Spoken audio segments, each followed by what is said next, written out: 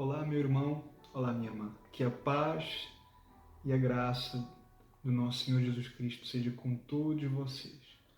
Hoje, dia 16 de outubro de 2020, eu quero mais uma vez, diante de mais um momento e diante de mais uma oportunidade que Deus nos concedeu, eu quero falar algo. Eu quero falar a respeito de um tema super importante para nós, um tema super relevante em nossos dias. Esse tema, ele se centra naquilo que é o Evangelho. Então a pergunta é, o que é o Evangelho? Porque o homem necessita do Evangelho. Por que é que nós necessitamos do Evangelho? Por que é que nós precisamos urgentemente do Evangelho? Ou qual o propósito do Evangelho? Ou qual o tema central do Evangelho? Estas são então, de facto, algumas perguntas importantes e de grande relevância para nós nestes dias. Porém, nem todos contêm as respostas para estas questões. Poucos, de facto, conhecem e entendem aquilo que significa o Evangelho. E a maioria, ou a grande maioria, responde então a estas perguntas de maneira equivocada, de maneira errada, onde vão então inverter claramente os valores, os princípios bíblicos, que vai revelar então a verdadeira essência do Evangelho, o verdadeiro propósito do Evangelho, a verdadeira definição do Evangelho.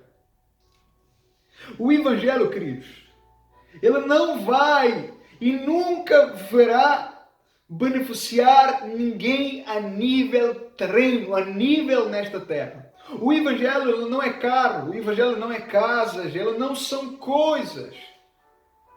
O Evangelho não é lucro, não promete nada nesta terra. Evangelho não é satisfação própria. Evangelho não é prazer próprio, não é ser bem-sucedido ou ser próspero.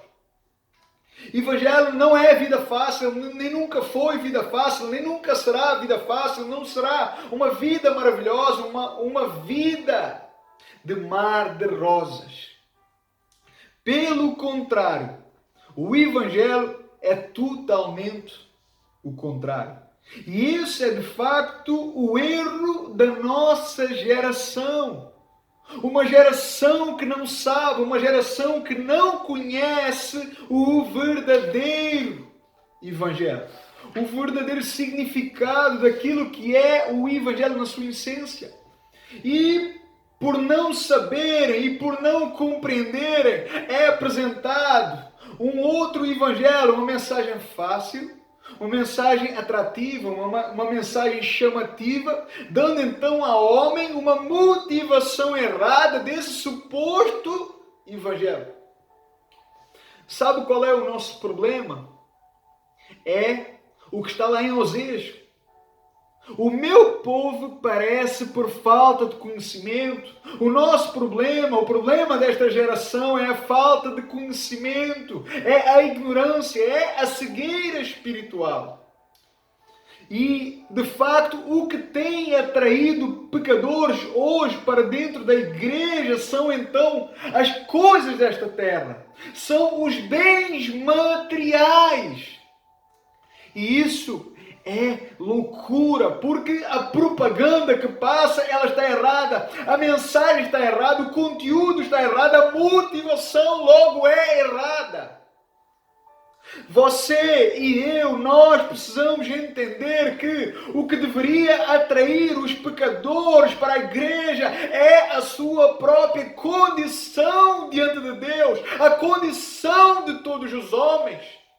O apóstolo Paulo, na sua carta, na sua epístola aos Romanos, no capítulo 3, no versículo 23, ele fala que todos pecaram e por isso estão destituídos da glória de Deus e por isso estão afastados da glória de Deus. Eles estão mortos em seus delitos e pecados e por isso ser verdade está vindo então sobre eles o juízo, a ira de Deus.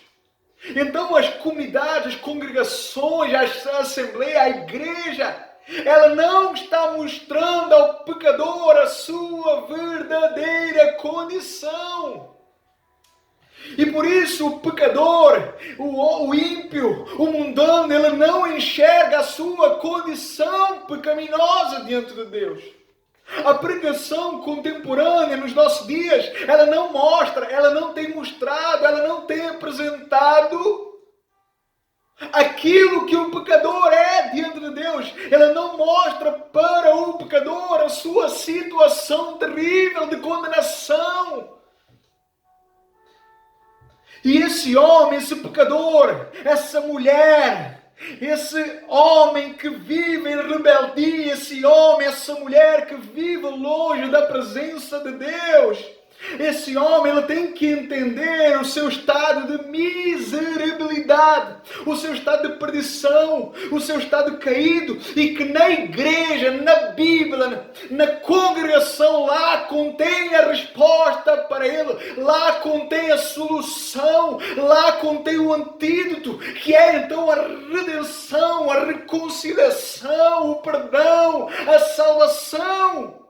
Então o que deveria atrair esses homens, essas mulheres, esses pecadores, não são carros, não são benefícios terrenos, não são aventuras, não são para ser bem-sucedidos, para ser prósperos, mas sim, eles deveriam ser atraídos pela palavra de Deus.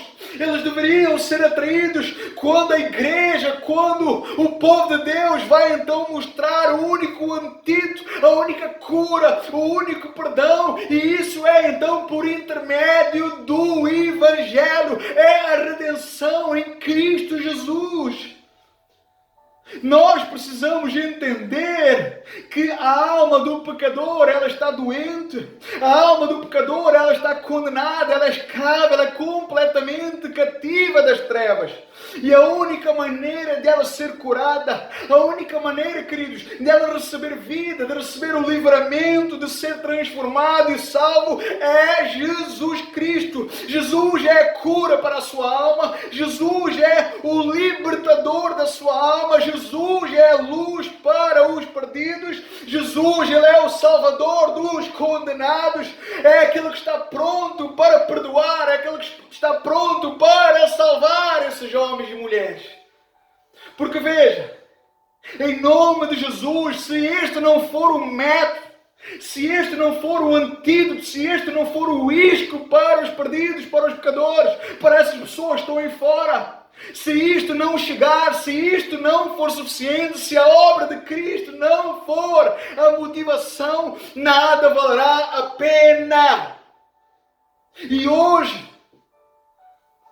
o tipo de mensagem, o tipo de conteúdo, o tipo de evangelização na igreja contemporânea nestes dias, o método, ele está completamente errado. E quando assim é, vai existir uma falsa segurança, vai existir uma falsa esperança, uma falsa expectativa, uma falsa salvação, e isso é terrivelmente preocupante.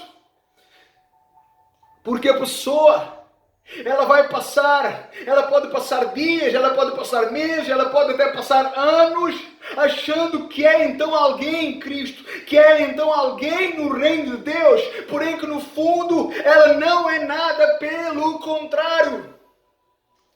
Esses métodos, essas iscas, elas darão ao homem, à mulher, uma falsa segurança de salvação. Ou seja, basta acreditar em Jesus, basta levantar a mão e dizer sim para Jesus. Basta cumprir toda a liturgia, basta cumprir todos os rituais, basta simplesmente ir na igreja 3 vezes, 2 vezes, 1 vez por semana. Porém, o que acontece, meu irmão e irmã, é que passado um tempo, passado alguns dias, alguns meses, ou até mesmo alguns anos, Essas pessoas, elas vão acabar por se desviar, elas vão acabar por abandonar a fé, abandonar então Deus, abandonar a igreja, abandonar a comunidade, abandonar a assembleia. E essa pessoa, ela vai se tornar desviada, porém, na verdade, estes nunca nasceram de novo, nunca foram regenerados e nunca se converteram verdadeiramente ao Evangelho, a Cristo. Por causa do conteúdo, por causa do método, por causa da mensagem que foi dada a eles. Se nós de facto queremos ser uma igreja bíblica, meu irmão e irmã, se nós queremos ser uma igreja que agrada a Deus, se nós verdadeiramente somos o povo de Deus, escolhidos e eleitos de Deus, a nossa mensagem não poderá ser esta. Se nós somos o povo de Deus, esta mensagem não pode ser esta. Não podemos apresentar esses métodos carnais, estas mensagens atrativas. Não podemos usar estes riscos. Pelo contrário, o nosso papel será pregar o verdadeiro Evangelho. E o que é, irmão Fábio, o verdadeiro Evangelho? É dar ao pecador, é apresentar ao pecador não uma suposta felicidade, não uma suposta paz, não apresentando então nenhum benefício nesta terra, mas sim apresentar-lhe a sua verdadeira condição. É apresentar-lhe aquilo que está vindo ao seu encontro. Vem aí, meu irmão, minha irmã, a ira de Deus, vem aí o juízo de Deus.